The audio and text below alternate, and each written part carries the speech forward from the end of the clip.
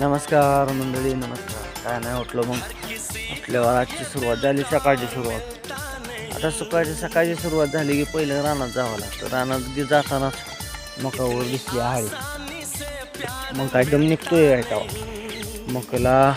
आता म्हणलं फवारल्याशिवाय भाग नाही, फवारावं तर लागतंच. म्हणलं आज थोडं लेट जाऊ दुकानात, फवारावं लागतं बाबा. म्हणलं काय पर्याय नाही. घेतल्या मकाल तर झालं. मग पुन्हा मला पंचायत पडायला लागली.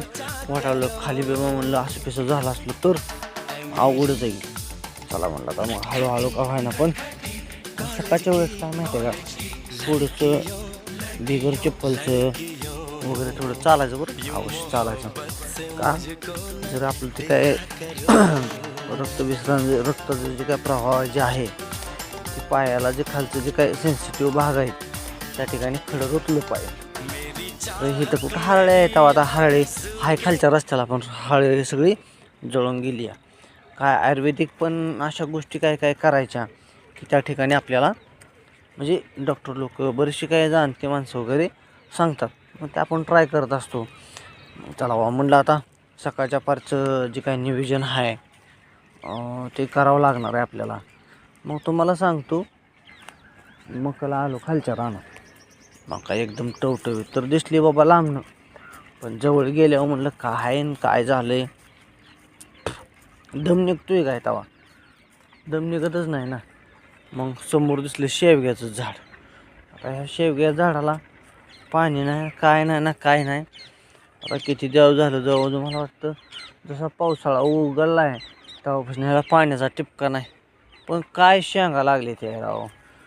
कोयमुतूर जातीचं शेवग्याचं झाड आहे. आपल्याकडे ह्याचं बी पण भेटतं आहे. तुम्हाला सांगतो काय बघा, शेंगाची क्वालिटी बघा, त्याची हिरवळपणा एकदम टाईट आहे.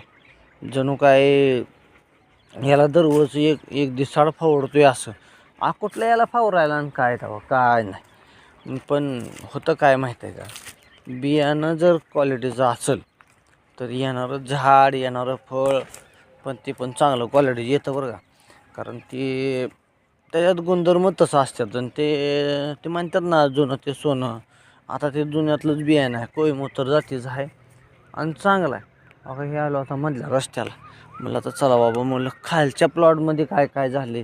जरा थोडं तण झालं आहे बरं का, पण मग घेतलं आहे घरच्यांनी उपटून आता.